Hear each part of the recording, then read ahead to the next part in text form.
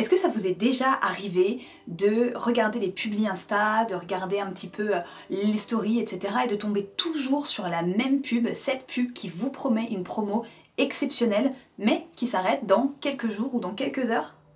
Pareil, est-ce que vous êtes déjà retrouvé à hésiter avant d'acheter quelque chose sur internet et d'avoir des rappels et des relances par rapport à votre panier qui expire bientôt? Est-ce que ça vous a donné envie d'acheter? Est-ce que vous êtes senti un peu stressé et vous vous êtes dit « Allez, c'est le moment d'acheter » ? Si c'est le cas, eh bien c'est tout à fait normal. Notre cerveau réagit parfois sous l'impulsion de biais cognitifs et le marketing sait très bien comment les utiliser pour nous pousser à l'achat. Je vous explique tout ça dans cette vidéo et surtout je vous explique comment faire pour ne pas tomber dans le panneau. Bonjour à toutes et à tous et bienvenue sur l'Aparté Psy, la chaîne qui vous parle de psychologie. Dans cette vidéo, donc, je vous parle de 3 biais cognitifs sur lesquels le marketing s'appuie pour nous amener à acheter beaucoup plus rapidement et impulsivement. Et surtout, à la fin de la vidéo, dans le conseil de psy, je vous explique comment éviter de tomber dans le panneau et déjouer certains pièges du marketing. Alors pour ceux d'entre vous qui ne connaissent pas la notion de biais cognitif, je vous conseille d'aller regarder ma vidéo sur les biais cognitifs justement, dans laquelle je vous explique ce qu'est un biais cognitif, comment ça fonctionne et surtout comment éviter l'action de certains biais dans notre vie de tous les jours. Là, on va s'intéresser à 3 grands biais et c'est parti. Premier biais dont je vous parlais, c'est le biais d'ancrage. Vous savez, c'est ce genre de biais que l'on retrouve dans les soldes et les promotions. Je vous explique tout de suite. Globalement, notre cerveau a besoin de fonctionner grâce à des références, en fait. C'est-à-dire qu'il se base sur des encres, c'est comme ça qu'on appelle ces références-là, pour juger, pour estimer si quelque chose vaut le coup ou pas. Et clairement, je ne sais pas si vous avez remarqué, mais quand on va faire du shopping, on se rend souvent compte que quand il y a des promos sur un objet ou sur un outil en particulier, vous avez le prix de départ qui est barré, le nouveau prix qui est affiché en dessous, et souvent il y a aussi le pourcentage de remise. Pourquoi, moi je me suis toujours demandé quand j'étais petite, mais pourquoi est-ce que les commerçants s'embêtent à laisser le premier prix barré? Je pensais que c'était pour aller plus vite. Mais en fait, il y a quand même un effet marketing assez intéressant. C'est que quand ils vous laissent ce premier prix, justement, votre cerveau le prend comme une espèce de base, comme une référence de départ. Et donc, il va comparer le prix du dessous en se demandant est-ce que ça vaut le coup ou pas? Donc plus il y a une différence entre ces deux prix, après ça c'est le système du pourcentage, plus on se dit ok, là ça vaut vraiment le coup. C'est pour ça qu'il faut faire attention, il faut être vigilant, parce que vous savez, parfois on dit que certains prix peuvent être gonflés. Et c'est vrai, quand on fonctionne sur ce biais-là d'ancrage, on ne va pas vérifier si le prix de départ était vraiment celui qui est affiché. On se base juste sur le cadre de référence et ensuite on estime, on compare. Je dirais que globalement, en tant qu'être humain, on n'aime pas être face à une perte. On a beaucoup de mal avec l'idée de perdre quelqu'un, une personne, ça c'est sûr, mais aussi un objet ou de rater quelque chose. C'est ça qu'on appelle l'aversion à la perte. Le marketing et toute la psychologie commerciale en fait, arrivent à utiliser ce biais pour nous pousser à l'achat. Et je vais vous montrer comment de 4 façons différentes. Premièrement, en formulant la phrase de façon à ce que vous fassiez attention à la perte à laquelle vous avez échappé plutôt qu'à un gain potentiel. Regardez, si je vous dis économiser 100 €, ça n'aura pas du tout le même impact sur votre cerveau que si je vous dis gagner 100 € en effectuant tel ou tel achat. Pourquoi? Parce que si vous focalisez sur le fait que vous avez risqué de perdre 100 € et qu'on vous permet de ne pas les perdre, ça va avoir beaucoup plus d'ampleur pour votre cerveau. Et donc ça vous marquera davantage. C'est pour ça que très souvent, on a ce genre de formulation dans le marketing où on insiste sur toutes les pertes potentielles auxquelles vous risquez d'être exposé et on vous donne des solutions. Deuxième technique pour agir sur ce biais justement d'aversion à la perte. Vous savez, insister sur le fait de l'urgence. Ce genre de phrases comme « ne ratez pas cette occasion unique » ou encore « ne passez pas à côté de cette offre exceptionnelle » ou encore « cette offre promotionnelle se termine dans X jours, heures, minutes ». Ça, c'est vraiment une façon d'agir sur l'aversion à la perte. Pourquoi? Parce qu'en tant qu'être humain, on n'aime pas faire face à la perte, ça c'est clair, mais on aime encore moins se dire qu'on a raté de ça, en fait, une occasion unique. Et ça, le marketing l'a bien compris, vous vous en doutez. Donc globalement, quand on vous fait miroiter une offre qui se termine dans tant de temps, on insiste sur votre émotionnel. C'est-à-dire qu'on vous amène à prendre une décision dans l'urgence et à activer un achat pour être sûr de ne pas passer à côté. Troisième technique, c'est le système de ce fameux panier et du compte à rebours. Vous savez, quand on achète des choses sur des sites de commerce en ligne, vous avez un panier qui maintenant a une certaine durée de vie, hein, genre quelques minutes on va dire. Ça, encore une fois, ça agit sur ce biais-là, cette aversion à la perte. Pourquoi? Parce que vous avez des rappels qui vont être lancés très régulièrement avec ce genre de petites phrases. Validez votre panier, n'oubliez pas de finaliser votre commande pour ne pas passer à côté de telle ou telle chose. Ou encore, attention, si vous ne validez pas votre commande, elle sera perdue et nous ne pourrons pas vous garantir la disponibilité des articles. Ça, encore une fois, ça agit sur ce biais d'aversion à la perte parce qu'en fait, on n'a pas envie de perdre quelque chose, on a déjà enclenché un premier choix de mettre quelque chose dans le panier, ça veut dire qu'on en a envie.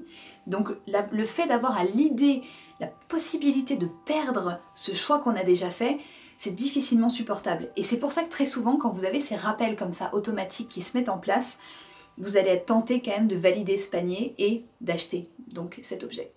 Quatrième astuce maintenant, qui agit toujours sur l'aversion à la perte, c'est ce fameux système de services gratuits qui devient payant. Donc certaines entreprises, certains fournisseurs de services vous permettent d'accéder à des services qui sont gratuits dans une durée limitée de temps, et au-delà de ce temps-là, vous devez payer en fait pour continuer à bénéficier de ces services.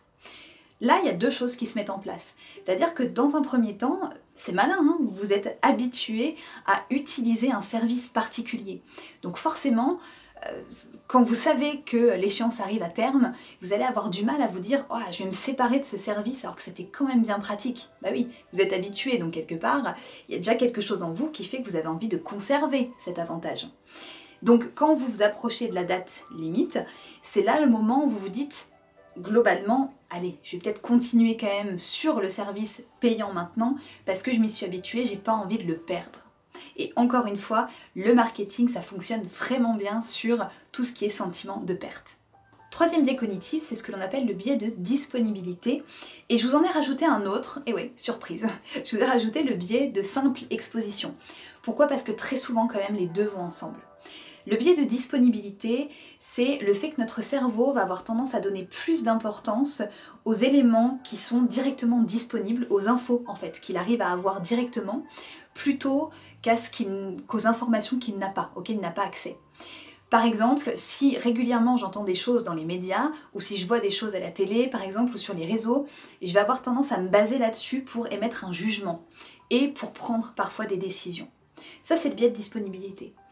Le biais de simple exposition, eh bien c'est le fait que, globalement, plus on est exposé de manière répétée à quelqu'un ou à quelque chose, plus on le voit en fait, simplement, hein, plus cette personne ou cette chose va nous paraître familière, et donc on va la juger positivement.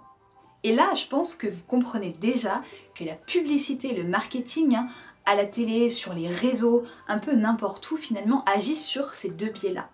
Pourquoi? Parce que ils vont mettre en place des campagnes de promotion de pubs ciblées qui vont vous faire paraître sous le plus beau jour tel ou tel produit. Donc, comme vous avez l'habitude finalement d'entendre de bonnes choses à l'égard de ce produit-là, vous êtes tenté de penser que c'est un bon produit, globalement, biais de disponibilité. Et en plus, en général, il y a des campagnes de promo qui martèlent, hein, c'est-à-dire on voit le même article X milliards de fois sur sa télé, sur ses réseaux, son téléphone, etc. Donc en fait, plus vous y êtes exposé, plus ça crée un sentiment de sympathie à l'égard de ce produit-là. Donc, ça c'est le biais de simple exposition. Là, on a un combo magnifique. Je vois cet objet-là très souvent et en plus, on me dit du bien de cet objet-là régulièrement. Donc, si jamais je vais faire mes courses ou si je vais faire du shopping et que je vois cette chose, je vais avoir envie de l'acheter. Et vous dites-moi en commentaire hein, à quel biais vous êtes le plus sensible, lequel marche le plus en fait sur vous. Moi je sais que pour ma part c'est vraiment l'aversion à la perte, hein. Je suis très sensible à tout ce que je peux perdre et je vois globalement plus ce que je risque de perdre que ce que je peux gagner. Et ça c'est un vrai travail, hein. Je vais vous expliquer d'ailleurs juste après dans le conseil de psy comment on fait pour travailler sur les biais en fait cognitifs, comment on fait pour ne pas succomber toujours à des achats qui ne sont pas toujours raisonnés et raisonnables. Et on y arrive à ce conseil de psy. Juste avant, si vous avez aimé cette vidéo, pensez à mettre le petit pouce vers le haut, à activer la cloche, à vous abonner pour ne rater aucune des nouveautés qui vont sortir sur cette chaîne. Et dans le conseil de psy aujourd'hui, je vous explique comment on peut faire pour travailler sur ces biais et éviter d'y succomber finalement à chaque fois. Première chose importante, petite déception peut-être pour vous, on ne peut pas éviter l'effet de tous ces biais cognitifs. Je vous le rappelle, il y a mon autre vidéo sur les biais cognitifs qui vous l'explique bien mieux et bien plus en détail. Quoi qu'il en soit, quand on n'a pas toujours besoin d'acheter des choses, ça peut être intéressant d'essayer de mettre un petit peu de raison, de rationnel dans nos choix pour éviter de succomber à des choix émotionnels qui sont pas toujours les meilleurs. Parfois oui, mais pas toujours. Premièrement, je vous dirais comme conseil, si jamais vous voyez une promotion, pensez toujours à vérifier. Ça, c'est quelque chose de super important. Regardez, checkez les prix. Maintenant, avec Internet, ça va quand même relativement vite. Essayez de prendre quelques temps pour vous demander si c'est vraiment une promo qui vaut le coup et si le prix de départ n'a pas été gonflé, quand même. Deuxièmement, ne réagissez pas dans l'urgence. Alors, pour d'autres situations, je vous dirais que c'est bien de réagir dans l'urgence, mais face à des achats et qui ne sont pas toujours utiles, prenez le temps. Prenez vraiment le temps de vous accorder ce moment de réflexion. Ça, c'est fondamental pour ne pas vous laisser envahir par ces émotions et ces biais, en fait, qui agissent vraiment quand on est face à des vagues et des montées émotionnelles assez fortes. Et enfin, troisième point, je vous conseille toujours de vous demander si vous en avez vraiment besoin. Alors ça paraît très simple dit comme ça, mais pour lutter contre l'aversion à la perte, il faut vraiment se demander si ça va vous faire gagner quelque chose. Si simplement vous changez de tournure de phrase, vous changez de contexte, et votre cerveau va se focaliser sur les bénéfices potentiels, et si on n'a pas tant que ça, au final la perte ne vous paraîtra pas insurmontable, et vous pourrez très bien choisir de ne pas acheter cet article-là. Bon, vous l'aurez compris, on est à peu près tous biaisés tout le temps, c'est pas grave, c'est comme ça. Et en même temps, on peut travailler sur ces biais cognitifs de plein de façons différentes. L'essentiel, c'est avant tout d'en être conscient, en fait, d'y être attentif et de pouvoir, au fur et à mesure, travailler là-dessus et pas se laisser complètement emporter par des choix irrationnels. Eh bien, merci d'avoir regardé cette vidéo. Comme d'habitude, si la psychologie vous intrigue, faites un tour sur mon site L'Aparté Psy pour retrouver toutes mes nouveautés, webinaires, conférences, ateliers et bien sûr toutes les prochaines vidéos qui sortiront sur cette chaîne. Et rappelez-vous bien, comprendre, c'est être libre.